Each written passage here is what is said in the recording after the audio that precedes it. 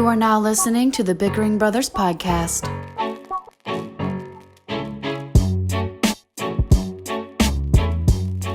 Yo, what's going on? It's the Bickering Brothers Podcast. If you're listening right now, thank you for tuning in to our first ever episode. My name is Akhil. And I'm your boy Sephus, and we are the analytical assholes that you hate to love. However, we're here, and we're so glad that you guys were able to join us for our episode 1. Yes, we're very excited, and we have some topics for you guys that we found to be pretty interesting to go over and discuss. So I hope you guys have your drinks while you're watching this, while we have our drinks. Yeah. You don't know what's in them, Yes. but they're drinks. You know, slight little plug right here. Cheers. Cheers, brother. I actually drank it this time. You guys don't know about this, but I didn't drink the last one. Yeah. So we have our amazing videographer and editor in the back. You guys can't see him, but Josh is here. As well as our social chair, the beautiful, illustrious Lacey. Say what's up, Lacey. What up? Hey, Yes. I love it. I love it. Yes, we're excited. So let's jump into these topics, Yes, and I hope sir. you guys are ready as well. So, Akil, Yes. if you know me, and I Yes. hope you do, today is a very special day in my heart. Why is that, Cephas? Do you know why? Why?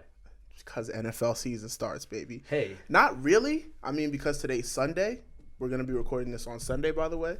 But the first game was actually Thursday. But today is the start of the Colts season, baby. Yes. And if you know me, you know that I'm a diehard Colts fan.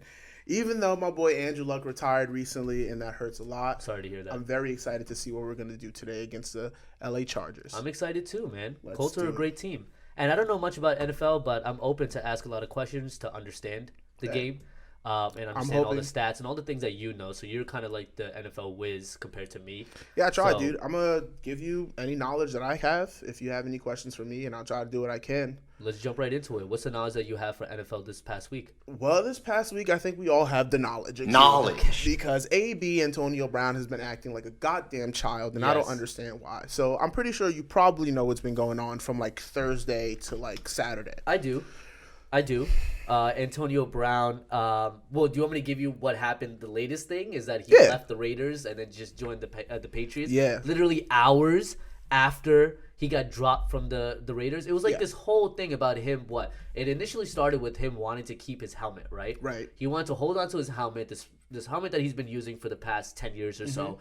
He's just been a child about it because it's not like the NFL was like, hey, we want you to use a new helmet just because for shits and giggles, we want to make you mad. Exactly. It's because it's actually for safety regulations that we want you to use this new helmet. Aaron Rodgers and other players were also wearing these sorts of helmets, the helmets that were banned, this year. But they weren't bitching about it. Right. You know what I mean? They weren't on social media, posting Instagram pictures and posting tweets and all this extra stuff. But Antonio Brown was. He felt entitled. Is there anything special about this particular helmet? Does it look cooler? To my knowledge, I don't think so. I Is just it feel lighter like on the head? I feel like what it is might be something attributed to that, something being lighter, Or is he just literally maybe bitching just a bitch? I don't know, dog. I really don't know. But at the end of the day, it's a helmet. Okay. Is it really something for you to be bitching about, especially if it's something that's preventing you from getting CTE? Can I say one thing? What's up? Nobody else would be, other than Tom Brady maybe, but he would have pulled this type of stunt of being a child. But Antonio Brown is the only one that's able to get away with this because he does really well for the Raiders and for the Steelers in the previous season. I think so, but clearly because he's so nice is why they're letting this slide. If he was any other NFL player and he sucked, or if he was just any average football player, nobody would care about this. They'd be like, oh, yeah, you don't want a helmet? All right, then fucking get suspended or get dropped. Right. Or how about you suck it up and we give you this helmet and you play? I don't even But think they're it's so only much. entertaining it because it's Antonio Brown. Yes, that is part of the issue, but another reason is because the Raiders don't have anyone to fill that spot. Right. Or not anyone as close to Antonio Brown. So they're like, dude, we just spent all of Which this is why money. they're putting up with it. Exactly. We spent all of this money to give this man a contract, a pretty big contract, and now we're just going to let him go? That feels like a waste of an investment. Right. So we're going to keep him around.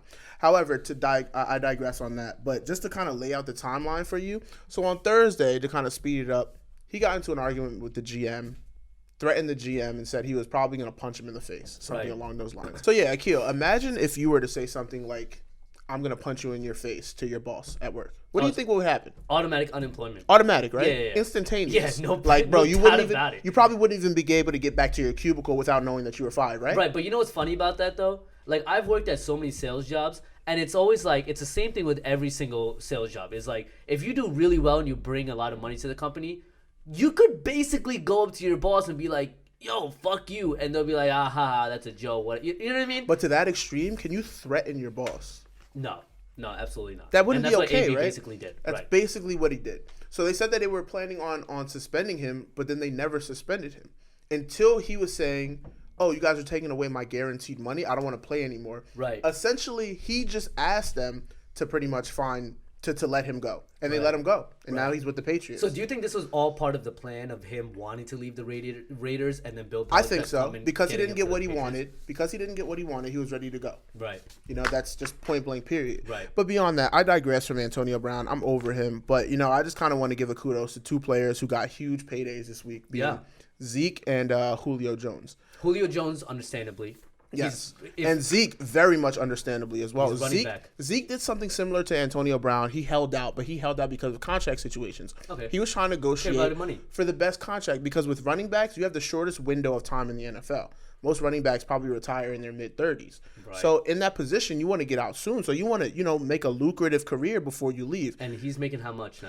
He got a 6-year, $90 million deal with about $45 million guaranteed and a little bit for a signing bonus. To give that much money for a running back because they've now solidified. Probably has the highest likability of getting hit and causing CTE. They solidified him as their franchise running back now, so they're kind of putting all of their tokens in his basket. Right. Just as the Falcons with Julio Jones, their wide receiver, they gave him 3 years, $66 million with about 60-something guaranteed. And these are the highest paid NFL players right now? These are the highest paid NFL players for their position. So Julio Jones is now the highest paid receiver, and Ezekiel Elliott is now the highest paid running back. Okay. But I mean, the crazy thing about that though is leading from football, which is like, you know me, like that's my favorite thing, my biggest source of entertainment.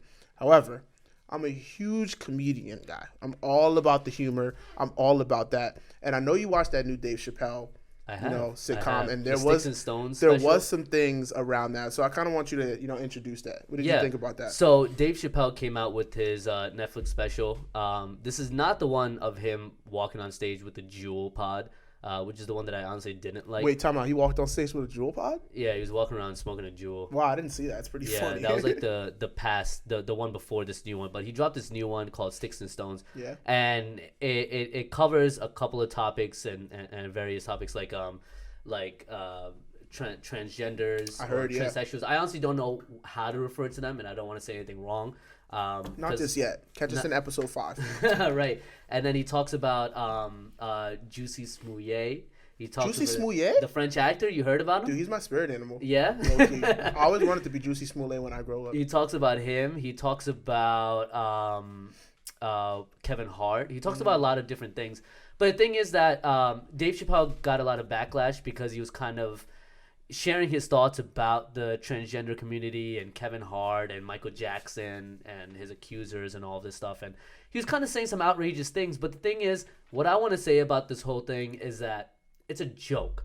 I don't understand why people get offended by jokes when they're supposed to be. What was a joke though? Kind of like lay it out for the people, let them know what the joke was. So, just an example would be when he was talking about Michael Jackson and his accusers. He was basically saying like, I don't believe those motherfuckers. I don't believe the accusers when they say that they got touched by Michael Jackson. Because honestly, did y'all get touched by Michael Jackson? Because if I went into school the next day and I got touched by Michael Jackson, then like, it's a pops. It's Michael Jackson. You know what I mean? Like, I wouldn't really be mad about that. So pretty much he was just kind of playing off the whole sexual abuse thing. And right. He was like, if you were touched by a celebrity, you wouldn't be petrified. You'd be kind of hyped. Right. That's what he was getting at. Exactly. This specific Netflix special was a little bit different from his previous stuff because I listened to Dave Chappelle, his Kill 'Em Softly stand-up special, which I love. It's one of my favorite ones. And he does like a more like character-based humor, which is he'll create a character and make something exaggerated to make a joke. Right. But this one was kind of like just literally Dave Chappelle standing on stage and just ranting to the people and sharing his thoughts on numerous different topics. Some of them being old, like the Jussie Smollett case, saying basically like he's basically like, okay, Jussie Smollett goes into a police investigation. The cops are like, so let me get this straight. You were walking out at 2 a.m. in the middle of the night in negative 16 degrees. Chicago be cold, and bro. in Chicago, and you're going to get you're going to a Subway. Wait, sandwiches? Yeah. In the middle of the night in that freezing cold, and you're telling me, okay, so you're telling me 2 black men came in with MAGA hats and calling you racist Nigerian terms. men too, by the way. Nigerian men? I don't like how he just said West then African men was robbing the cop him. is like, Frank, tell me where Kanye West was last night. You know what I mean? It's like little things like that, which I thought was really funny. Yeah. It's just that I wish it was like the old Dave Chappelle where he was a lot more like flagrant in his Dave Chappelle show and his stand-ups. I'm a huge Dave Chappelle fan, but I think only people in, are just his literally skit. trying to get mad just to get mad. It's cancel culture. Right. You know, cancel culture has nothing else better to do. They can't cancel anybody else. It's been a slow month for them. So Dave Chappelle comes out with the special and they want to attack him. But the thing is, why do you want to attack and cancel comedians? It's a joke. That's the point of a comedian. Right. That was my thing. I'm like, literally, how do you come at a comedian? It's literally their job. Do you remember the lady or the comedian Dina Hashem?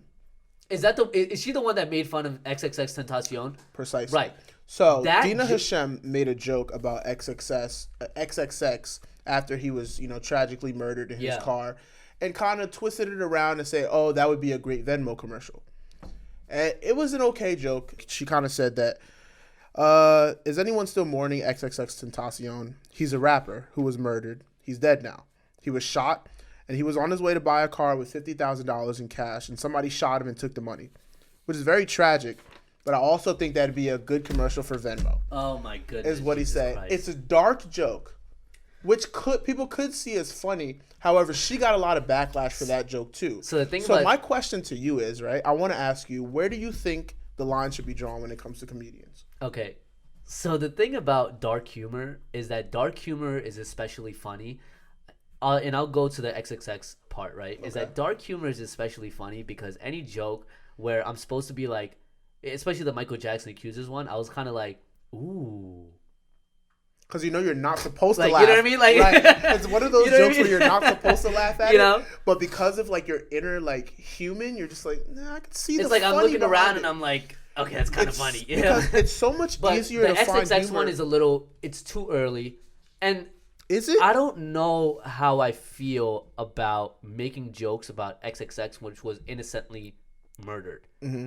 That is kind of like Michael Jackson's a little bit different. Michael Jackson's passed for 10 years and he's making fun of the accusers, right? More so than Michael. Right. But this lady, a month or 2 or 3 months, 6 months after XXX died, made a joke about XXX and then try to plug in a Venmo thing. It's because the thing is the worst part about that joke is that she went and apologized to the public. That's another thing, right? I don't think comedians should go out and apologize to the public because if you're going to make that joke, you voluntarily wrote that joke and said, I'm going to tell this joke to the people. So stand your ground if you get backlash. That brings me to my next question, though. If you're going to say something that raunchy, then and stick to it. I feel like the only reason she went out of her way to apologize to everyone, though, is because of social media.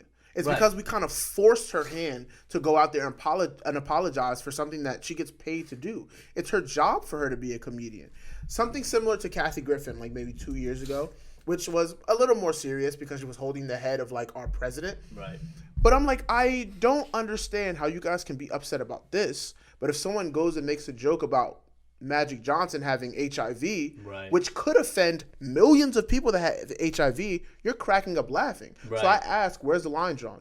You want to be moral about a specific thing, but you don't want to be moral about another? It's kind of hypocritical. I think if you're going to make a joke, okay, there's dark humor, and that's fine. You can make some jokes which is kind of, that makes people go ooh, that's really messed up. It's kind of funny. But the thing is, you also kind of have to respect those people at the same time, right? Because you have to understand that XXX in particular has a huge fan base, especially when he died. All these teenagers were really, really hurt, and they felt so connected to a person that were speaking to a large portion of the audience. Right. So it's you have to respect those people because if you and that goes back to her making a joke and having to apologize. It's stand your ground because you will have millions of people come and attack you. Exactly. Because it felt like you were attacking them rather than just XXX. Exactly. But even with being a comedian, if I now have to apologize, if I have to apologize to one person, Akhil, I have to apologize to everyone. Right. And now I'm gonna have to apologize for every single joke that might be, a little problematic. And that's BS when it comes to a comedian because this is literally what they feed off of. Yeah. That's like telling a boxer not not to hit another person so hard because you could potentially kill him. Right. This is my job. Yeah. If you My took job a is stand,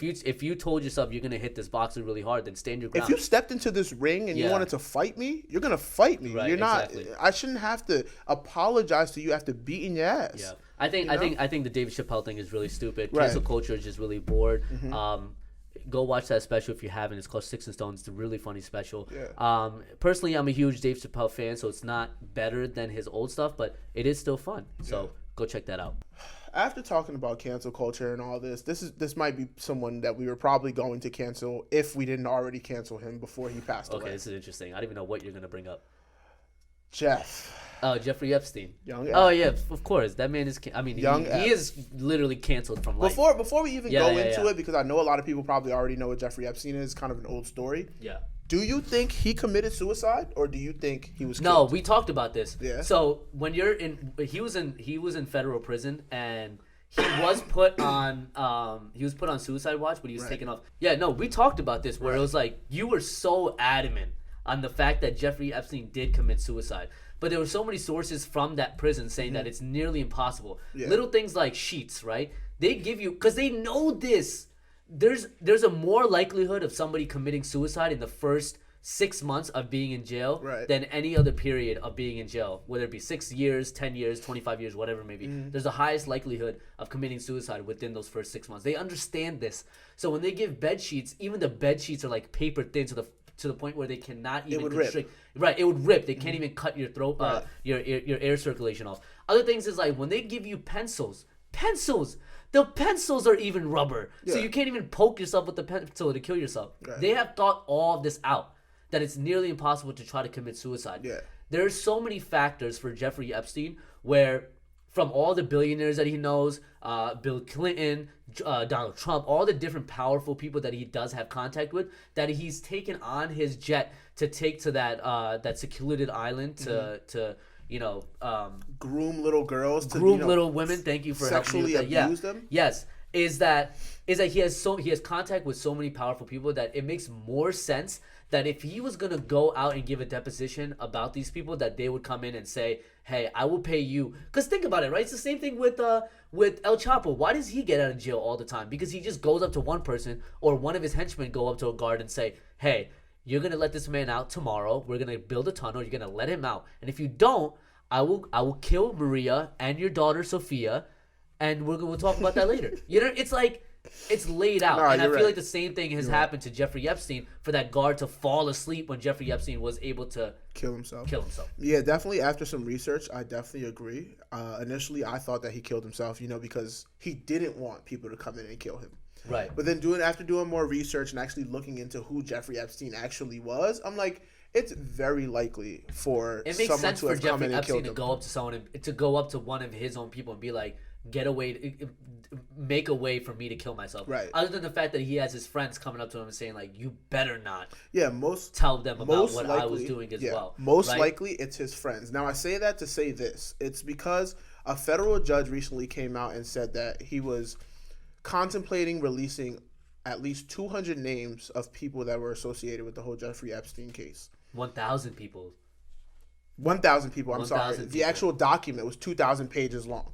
Right, of names. Yeah. So this kind of, concludes in my head that he could have potentially been killed by the mafia or whatever, because of the amount of public figures that were associated with And these are powerful people as well. They're not just like people like you and me. Right. These are people like Bill Clinton. Right. These are people like Donald Trump. Right. And I was actually talking to somebody this past week, and she was letting me know, like, oh, did you see the picture of Bill Clinton in a blue dress and red heels? And I was like, what? She was like, oh, yeah, Jeffrey Epstein had a painting in his house of Bill Clinton in a blue dress and red heels. Really? Bill Clinton? I don't know what type of freaky shit they was doing on that island. That's hilarious. But to be honest, bro, I wish I could have been a fly on the wall. Not to kind of condone it, but I just want to see what do billionaires do for fun? Right. If Bill Clinton is wearing is cross-dressed and this fun, is real, you looked this up? Is this? Yeah, I looked it up. I literally looked it up. There? Yeah, we can insert the picture right here. But literally, it's a picture of Bill Clinton in a blue dress and red heels, pointing at the camera. That's amazing. Kind of like Uncle Sam. Oh my God, that's Bill Clinton? Literally, it's Bill Clinton. It's not Photoshop? No, it's not Photoshop. Oh my god. And I had no clue about this, you know? You think that's the reason why Bill Clinton's like, yo, I'm gonna kill you, Bro. if you put that shit out, Bro. because I don't want anyone knowing, Bro. that I was wearing a blue dress, Bro. and red heels. Let's be completely honest here. Boy, he was not trying to let that leak anywhere, boy. Jesus. You tell him he got the Vera Wang silk on, you know what I'm saying? With the Christian Louboutin red bottom. Stop playing with me. Yeah. Bill Clinton was not trying to let that get out anywhere. He didn't want you and I to know what kind of money he was spending on designer female wear. Especially because he wasn't buying that for Hillary. What if Hillary doesn't know Even about it Hillary's either? pissed off. She's like, why are you going to my closet and wearing my shit, Bill? What's going on here? No, better yet, why are you going out with our money and buying a new dress when I have a dress? Right. Yeah. She checks the You could have receipt. just used mine. She checks the receipt. She's like, wait, isn't this the dress I bought last week? Why'd you get it in a large? Yeah. That's hilarious. that was Wow, I honestly kinda did not strange. know that. That's so funny. But like, if That you is were so Bill great. Clinton or Donald Trump and you were doing some, weird stuff like that, would you, put some money on Jeffrey Epstein's head to kind of, make him disappear? Especially if you were Donald Trump, the 45th president of the United States of America. I would, absolutely. You think so? Yeah, I would be pretty. I'm not mad at It's not you. even being selfish. I'm it's not just mad at care you. about my own life. Like, I'm not mad at you. if I hypothetically, right, this would never happen in a fucking million years in my entire life. If I was Donald Trump and I was on that jet with Jeffrey Epstein and knowing that there's 30, 40 underage women with me and Jeffrey Epstein was going to go on and give a deposition about me, I'd probably try every which way to get that to be cleared and to get that out of the way. Because, even if that was a mistake, Because that would right? destroy your life. Even if that You're was a gonna end up mistake like Jeffrey that Epstein. haunts you every day when you wake up, you can't let that get out. No. I feel like even if it was tens of thousands of millions of years ago, you can't let the type of information get Right. out because that will literally deter everyone from you. I mean, Every person that considers themselves a loved one, they won't be a loved one. real for quick not though, that like much just give me your longer. thoughts. It's like what makes a human being like Jeffrey Epstein, like Bill Cosby, Right. like Ted Bundy, like Jeffrey Dahmer, all these different people, these rapists, these underage women abusers and stuff like that. What makes them even want to do that? What makes them want to chase after underage women? Well, Is it a psychological thing? It's is it definitely like, a psychological thing. Is it like they feel like they have more power because they don't have power with their wife or their they don't have power to control people, maybe women of their own age in their regular life, so they have to go after underage women because they feel that they could easily manipulate and take control. They lack control naturally, so they feel like they have more control when they talk to underage women than they do. Right. And it's So like this maybe is some sort something of fetish that they have. This is something one of my passions, because you probably know I studied like forensics and criminology and studying the reason why people do the tragic things that people do. But it's most definitely a psychological issue. Most of the people that offend and hurt other people as they grow into adults have been offended and assaulted when they were children. So you think This Jeffrey is Epstein not- was definitely molested when he was a kid? Definitely. Definitely is a very strong word. However, there's a strong likeliness that is the reason why he perpetuated to do the things that he is doing. However, it's also a power construct. A power construct in the sense that even if he wasn't abused sexually, he could have been abused physically by his father or his mother or something like that. So now you as a grown man, when you reach out to younger women and you feel as though you have the power over them, it's kind of giving you the power that you didn't have at that age. Right. Excuse me. It's most definitely a psychological issue because these people feel as though they haven't grown up to the age that they actually are. Right. And their minds are still at the age in which they got abused. Right. And it's a very sad thing, but people don't like to talk about the flip side to those situations. They're like, fuck the scumbag Jeffrey Epstein, but with me in like my studies and my experiences, I'm like, what happened to him?